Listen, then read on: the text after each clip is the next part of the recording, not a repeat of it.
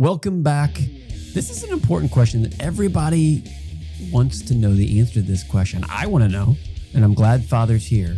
When does acting as a sinner become sinful? I don't know the answer to this because I'm not an actor. I'm not a theologian. So, Father, will you help us answer this question? Sure. Let's turn to the scriptures. Okay. So what does Christ define as a sin? In the Old Testament, sinning was physical actions. It was doing something. In the New Testament, he redirects us. He says, it's no longer just not okay to not murder. Don't get angry with your brother. It's no longer just not okay to not commit adultery. Don't even have lustful thoughts. And so it's what's in the heart that is our sin, not just what we put forward and portray. So if you're acting and you're told to kiss your partner, what are you thinking while you're doing that? I would imagine lustful thoughts. Therefore, you are sinning. But also, are you encouraging other people to sin by doing it? Yes. Oh, yeah. That's a good point. So pretty much, yes. Wow. Acting these things is sinning. So then do we just cut it out altogether? Can we make a movie? So there are people that do that. So Neil McDonough is one who says, I will never kiss anyone on screen. I've got a wife. I don't need to kiss anyone else. And so actors can take the moral high ground and say, actually, yeah, I'm a Catholic. I can't do that. Sorry, it's against my religion. And I think it would make content better. So going back to your previous conversation about the Hays Code and the Maltese Falcon, you said it made the film better. And I think that's because of the restraints. So God gives us restraints to make us better, right? He gives us commandments because if we live within those commandments, we'll produce good works. That's true. Because of our good faith. Yeah. And I think that would be the same in the movie industry too. If we said to Hollywood, take on this Hays Code or take on a good moral code, I believe films would be better for it. We know this, don't we? When I was growing up, films were very different to what they are now. Every single film pretty much has a sex scene in it now, right? You don't need it. It's gratuitous. Yeah. And violence too. Yeah. Not every single film needs a moment of violence, a moment of sex, a moment of this. Yeah. You know. So what I see what you're saying about kissing, because kissing is like, if actors are kissing, there's like a physiological thing happening. And obviously the way God designed kissing is to lead to more things. Right. And so it's like, yeah, I would not want actors have an extended kissing scene in any of my films.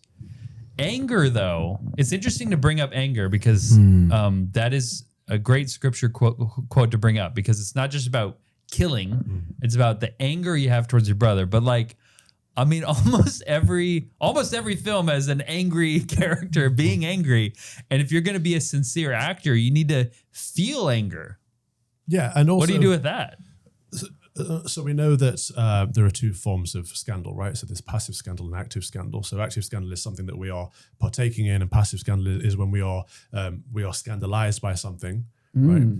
I think it's similar with sin in that by having these actions on, so it might be something, maybe not anger, maybe they're using toy guns, right? Well, maybe they're angry when they shoot them, maybe they're not, but there's a moment of violence. And with those toy guns, they're portraying violence. Now, that may not be an active sin, but it may be passive sin in that it may promote or encourage other people to sin. And that comes back to your code in that, what was the point about, there's something in the code about not encouraging other people to do something. Yes, and exactly. if you have a violent moment, you have punishment.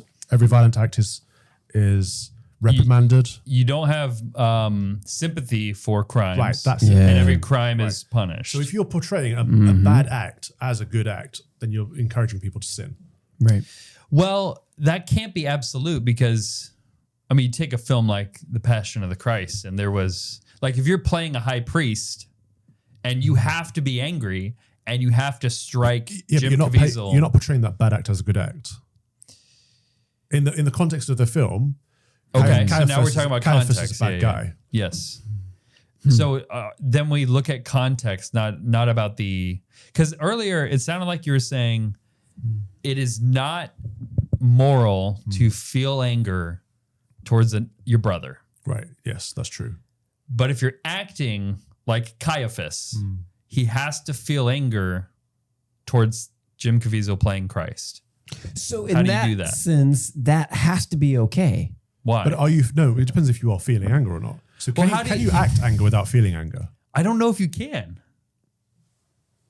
Or it comes off as insincere. Like there's got to be some moral... Because the teaching is quite clear in that we're not supposed to get angry with our brothers. Yes, that's true. There's no loophole there. There's no way. It doesn't say unless you're acting, unless you're pretending. Like we're just not to get, because that is sin.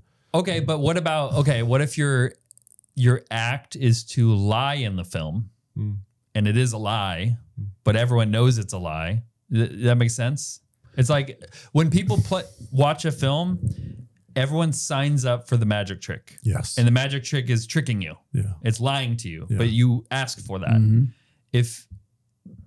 So if you go to see a magician, you're like, fool me. Right. So if he's lying to you. But it's about how you do it, right? So you can tell a story without portraying the act itself. And I think perhaps... How can you do that with anger, though? I don't know if you can. And I think if you absolutize that principle, I agree. I would go really far with like sensual scenes, like kissing and stuff. I would go really far for banning that. Well, let's break that down. Why can we differentiate between the sexual act and the violent act? Because I think the acting of it is the same as the doing of it. Whereas in the anger, I don't think it's that clear cut. Because you can't fake kiss. You're kissing.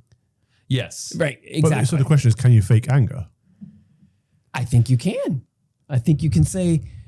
So like when Denzel, Man on Fire, right? Yeah. He is the director leading him and the audience into sin through his anger.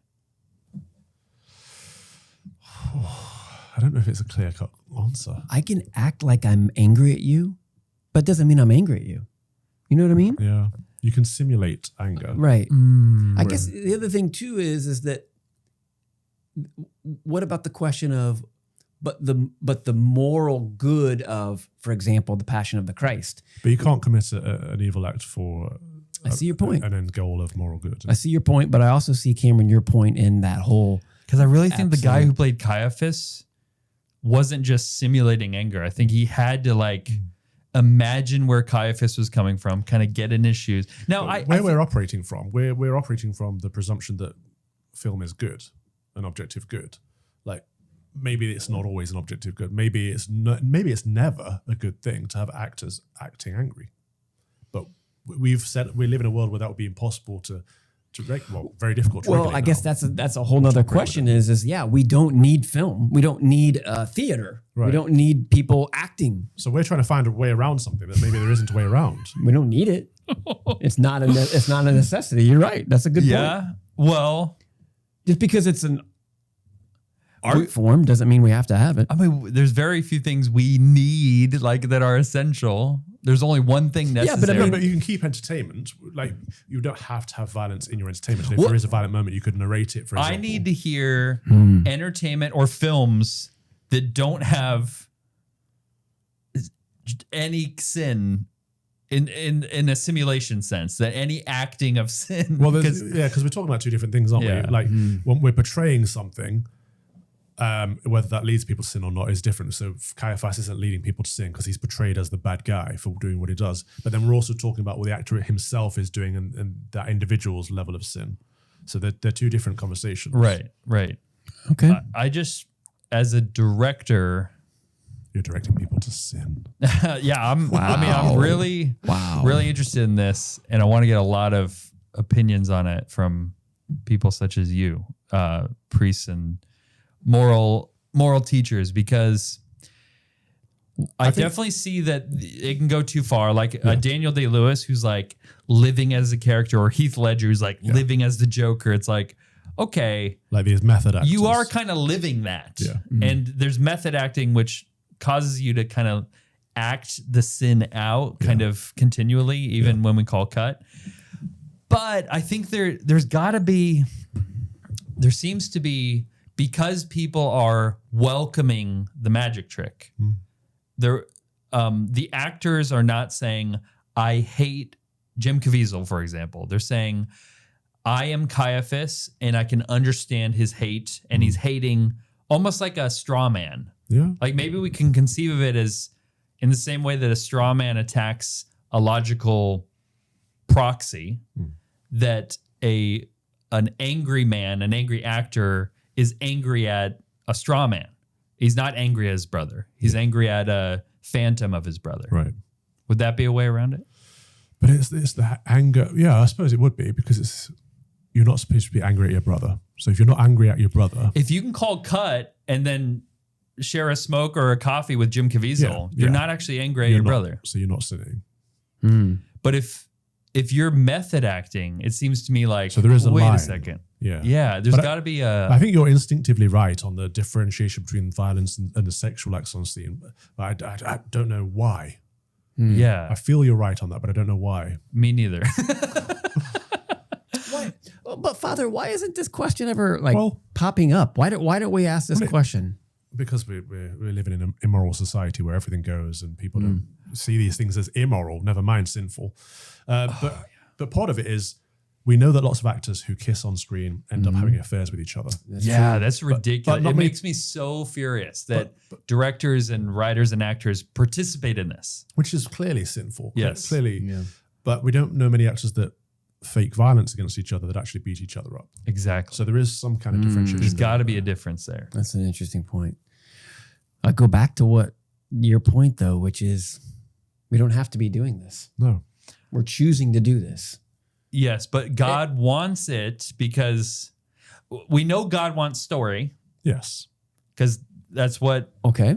the narrative of the Old Testament is. Sure. Is stories have been passed down. He spoke through parables. He Yeah, didn't a act third of things what he out. spoke was a parable. Yeah, but he didn't act things out. He narrated them. He narrated picture stories that are very evocative. That he's telling stories of characters doing certain things. Yeah, but I could tell you of someone that's done something sinful without acting that sin out myself. That's a good point. Did Christ ever act out anything? I'm trying to think if he did. Christ never acted. He just In The Chosen, the spoke. apostles act things out. Do they? Yeah. We're not going to go down that road. But I think there's a very clear difference there between I can tell you a story of something that happened and then me acting it out on screen.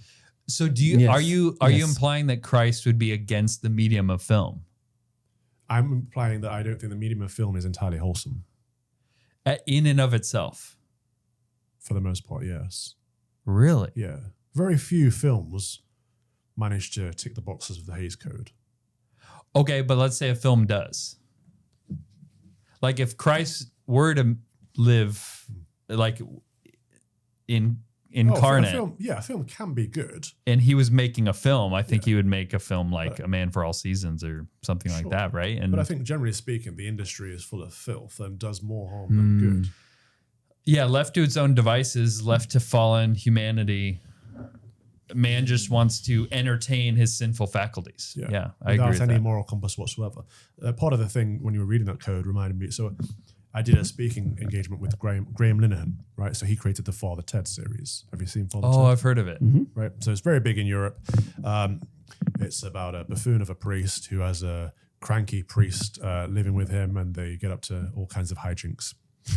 Right. So the synopsis of it sounds very harmless, but actually it's had a massive cultural shift in Ireland in that people don't see priests in the same way. So there are two things that happened in Ireland. One was obviously the abuse scandal, which is clearly going to have an impact on the culture. Right. But the other thing is things like Father Ted. I hadn't considered this at all until Graham Linehan himself apologized to me and said, I didn't foresee what my work might do to my culture. Wow. And he said, I'm not particularly a Christian myself, but I see that the Christian faith no longer has a moral compass in this country. And we look around, there's LGBT flags, pride flags, trans pride flags everywhere. Like there's clearly been a massive shift of culture. And he said, I feel personally responsible for that. Wow. And I hadn't put the two together until he said it, but it makes sense.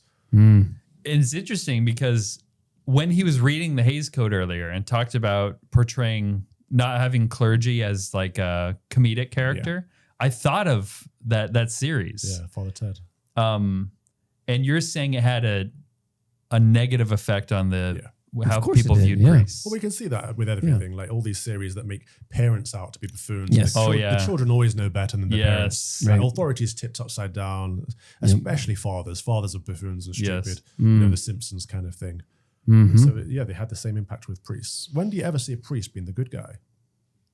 It's very rare now, isn't it? It is. Super rare.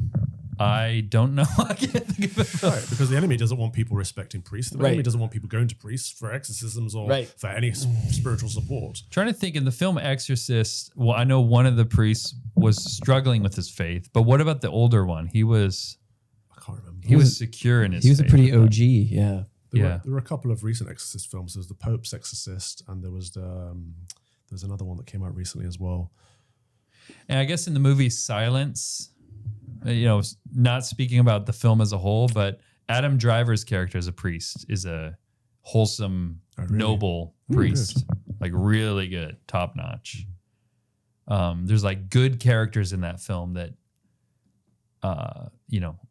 face their martyrdom. All these attacks, so whether it's an attack on priests or fathers, as we were speaking about, it's all an attack on the patriarchy, isn't it? All of this fundamentally is an attack on our relationship with God the Father. And so the enemy has been disrupting that and culturally subverting that throughout time, but most especially throughout modern history, in that we don't have a good relationship with fatherhood or fathers anymore as a society. We have to reclaim that. We do. Restore the patriarchy. Yeah. Yes. Yeah, and use film as a tool to do that. Yeah, that's As long as they're not kissing each other. Yeah, exactly. Exactly. Yes. Fathers, don't kiss your sons on camera. That's true. Oh, I wasn't thinking about that. Oh, okay. A father No, can kiss his son. That's. Anyway, I mean, well, I'm gonna kiss my son on his forehead, but so you can't definitively answer this question because it's to what a extent complex it's hard. question. I think it's a prudential thing, right? And prudence helps you make decisions when things. I don't think you can have a clear cut answer. I think certain sins are clearer, right? We talked about sexual sins, but others are less clear.